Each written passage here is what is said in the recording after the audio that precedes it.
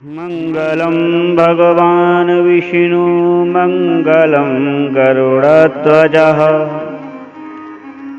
मंगलम पुंडरीकाक्ष मंगलायतनो हरिः तदेव लग्नं सुदिनं तदेव ताराबलं चंद्रबलं तदेव विद्याबलं दैवबलं तदैव लक्ष्मीपते तैर्युगये स्मरामि। बोले नंदनंदन भगवान की जय। प्रिय बंधुओं, हमारी सबकी कामना होती है कि हमको कुछ प्राप्त हो, किंतु कभी हमने इसके मूल में अपनी दृष्टि को डाला ही नहीं। अर्थात यह है कि यदि हम कुछ प्राप्त करना चाहते हैं तो पहले हमें देना होगा। यदि आप नहीं देंगे तो आपको प्राप्त भी नहीं होगा।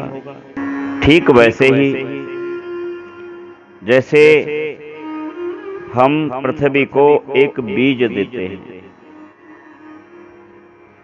और पृथ्वी हमको क्या देती है? पृथ्वी हमको उसके प्रत्युत्तर एक विशाल वृक्ष देती है। वह पौधा निकालती है, उससे एक नन्हा बीज अंकुरित होता है और उस बीज से फिर धीरे धीरे विशाल वृक्ष हो जाता है। उस विशाल वृक्ष में कई टन फल लगने लग जाते हैं और वह फल हमको प्रकृति के द्वारा, पृथ्वी के द्वारा, उस वृक्ष के द्वारा प्राप्त होने लग जाते हैं। तो पहले पृथ्वी ने हमको दिया कि हमने पृथ्वी को दिया, इस पर विशेष विचार करना पड़ेगा। सभी की कामना है, सभी की इच्छा है, सभी को चाहत है और होनी भी चाहिए, उसमें किसी भी प्रकार की कोई बुराई नहीं, किंतु उसमें कुछ रिक्तता अवश्य है। रिक्तता क्या है? बस यही, यदि आप देंगे तो आपको प्राप्त भी होगा। Giving and living. अब हम लिविंग का आश्रय लेते रहते हैं, किंतु गिविंग के नाम से हम कृपणता दिखाते रहते हैं, तब संभव कैसे होगा? भगवान भी यही कहते हैं कि तू एक बार अपना कुछ कर्म मुझे अर्पण करके तो देख, तू एक बार निष्काम भाव होकर के समर्पित भाव से मेरी शरण में आ तो जा। सर्वान धर्म परित्यज्य मामेकं शरणं व्रज। एक बार तू सब कुछ भूल के, सब कुछ भुलाकर, सब कुछ छोड़कर बंदे मेरे पास आ तो जा और फिर देख मैं तुझे क्या देता हूं। तो प्रिय बंधुओं, कितनी बढ़िया सुंदर कथा है। गुजरात प्रांत में पोरबंदर में एक सुंदर विप्र रहते हैं, भगवान कृष्ण के मित्र हैं, उनका नाम है सुदामा। सुदामा जब तक नहीं गए द्वारिका, तब तक भगवान कृष्ण की कृपा भी उन तक नहीं गई। जो जड़ को चैतन्य करता है, चैतन्य को जड़ बनाता है, वह परमात्मा क्या ये नहीं जानता था कि मेरा मित्र सुदामा इन दिनों ऐसी अवस्था में है? घट घट वासी है वो। वह चिंटी को हाथी जैसी शक्ति दे सकता है, हाथी को चिंटी बना सकता है। वह परमात्मा क्यों नहीं जानता? आपकी भी संपूर्ण वेदनाएं, आपके संपूर्ण मनोरथ वह जानता है। बस कमी कहाँ हो रही है कि हम लेना चाहते हैं, देना नहीं चाहते। प्रिय बंधु, जब तक दोगे नहीं प्राप्त नहीं होगा। अरे श्वास का भी यही नियम है कि एक श्वास जब हम छोड़ते हैं तो तत्काल दूसरी ताजा श्वास हमको प्राप्त हो जाती है। कहने का मेरा अभिप्राय यही है कि यदि हम बहुत प्राप्त करना चाहते हैं तो बहुत देना सीखो। अब आप कहेंगे कि महाराज हम तो देना चाहते हैं, किंतु पहले हो तो यह प्रवृत्ति का आपको परित्याग करना पड़ेगा। जब तक यह प्रवृत्ति आपकी रहेगी, आपको न्यूनता रहेगी, आपको रिक्तता रहेगी, आपको कोई ना कोई कमी कचोटती रहेगी।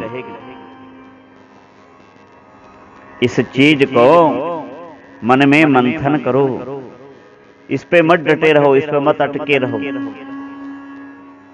इस चीज को त्यागो कि मिलेगा तो देंगे, मिलेगा नहीं, दोगे ही तब ही मिलेगा, दोगे तब ही मिलेगा। धरती को हम बीज पहले देते हैं। एक किसान को पूछिए, जो किसान बीज वपन करता है, बीज वपन करते समय वह उत्तम बीज लाता है और पत्नी के सहित टोकरी डाल करके गले में उसकी पत्नी साथ में चलती है, वह नाड़ी हाँकता है, वह हल चलाता है, उसकी पत्नी एक एक दाना उसमें बोती हुई जाती है। उन दंपतियों से पूछो कि आपके कोई स्वप्न नहीं है, आप इसमें पृथ्वी में बोते जा रहे हैं, तो वो कहेंगे कि भैया बहुत स्वप्न है, घर टूटा फूटा पड़ा है, उसको छबाना, लिपवाना, बनवाना है, उसका छप्पर सधवाना है, बेटी बड़ी होती जा रही है, उसकी सगाई की बातचीत चल रही है, उसके विवाह की व्यवस्था करना है, और फिर आप उसको कहो तब भी तुम इतनी मूर्खता कर रहे हो। इतना सुंदर गेहूं, इतना सुंदर धान, इसमें आप जमीन में बोते चले जा रहे हो, डालते चले जा रहे हो। इसको ले जाओ, इसको बेच करके कुछ तो समस्या का समाधान होगा। तब वह आपकी इस विद्वता भरी बात पर वह हंसेगा। क्यों हंसेगा? क्योंकि आप बात ही ऐसी कह रहे हैं। किसान जानता है, आप पढ़े लिखे लोग हैं, आप जानते हैं कि नहीं पता नहीं, लेकिन वह अनपढ़ किसान जानता है कि धरती में दूंगा तभी ही ये धरती हरी भरी होकर के, प्रसन्न होकर के, उत्फुल्ल होकर के मुझे एक एक दाने के करोड़ करोड़ दाने वापस कर देगी, लुटा देगी, मुझ पर न्यौछावर हो जाएगी, और उसके बाद मेरी समस्त बाधाएं समाप्त होने लग जाएंगी। तो यही प्रयत्न हम सबको करना चाहिए। सुदामा जी महाराज जब तक वहां रहे कुछ हल नहीं हुआ, समाधान नहीं हुआ, किंतु वही सुदामा जी महाराज जब पत्नी के कहने पर बरबस द्वारिकापुरी गए तो प्रथम प्रश्न तो यही पूछा कि मैं लेके क्या जाऊं, मित्र के पास खाली हाथ कोई जाता है, कुछ तो दो। और वह दौड़ी दौड़ी गई और अपनी पड़ोसन से कहा कि बहन तुम्हारा बड़ा उपकार होगा, ज्यादा नहीं चाहिए, एक पाव शेर चिवड़ा मुझे दे दो। और वह पाव शेर चिवड़ा लेकर के आई, फटे वस्त्र में सुदामा जी को दे दिया। बहुत गंभीरता से इसको समझना और सुनना पड़ेगा। इस कथा को सुनने वालों, सुदामा जी के पास क्या था? उतने चावल, उतने चिवड़ा। सुदामा जी ने ये नहीं कहा कि ये बच्चे भूख से बिलख रहे हैं, मित्र तो बाद में देखेंगे, कम ले जाता हूं, ये बच्चों को खिला दो। नहीं, संपूर्ण संपत्ति, क्योंकि मित्र के नाम पर जो मांगी थी ले गए और सब सौंप दिया। जब सब सौंप दिया तो भगवान ने भी कहा कि जब सुदामा ने अपना सब सौंप दिया तो मुझे भी अपना सब सौंपना पड़ेगा। और मेरे गोविंद ने बदले में तीनों ही लोक दयनीय की सोच ली कि जब सुदामा के पास उसकी जितनी संपत्ति थी, ये पाव शेर चावल, ये सब दे रहा है हमको, तो मुझे भी सब कुछ देना ही चाहिए। यह प्रकृति और परमात्मा का नियम है। प्यारे तो देना सीखो। जब सुदामा ने दे दिया तो दो लोग तत्काल दे दिए, और तीसरा जब देने लगे तो रुक्मणी ने कहा कि अब हमको भी सुदामा की ही दासी बना दोगे क्या परमात्मा? हमको तो छोड़ो, हम तो आपकी पर्सनल संपत्ति हैं, तो तात्पर्य क्या है? कई बार लोग सुदामा जी की उस नकल को करते हैं कि सुदामा जी ने ऐसे चावल चढ़ाए थे, हमको भी ऐसे चढ़ाना चाहिए। अरे तुम्हारी तिजोरियां भरी हुई हैं और तुम सुदामा की नकल करते हो। भगवान ना करे कि तुमको सुदामा जैसा कभी बनना पड़े, इसलिए पहले देना सीखो, दोगे तो मिलेगा। यही नियम है। इस झूठी मानसिकता से बाहर निकल आओ कि मिलेगा तब देंगे, नहीं, दोगे तब ही मिलेगा। इस आशा में बिल्कुल मत बैठना, अन्यथा आप अपना बहुत अहित कर लोगे। इसलिए एक सूत्र बनाओ, प्रतिदिन दो। पहले दो, फिर देखो कमाल परमात्मा कैसे आपको देता है। आप सभी का मंगल हो। राम जय राम, जय जय राम।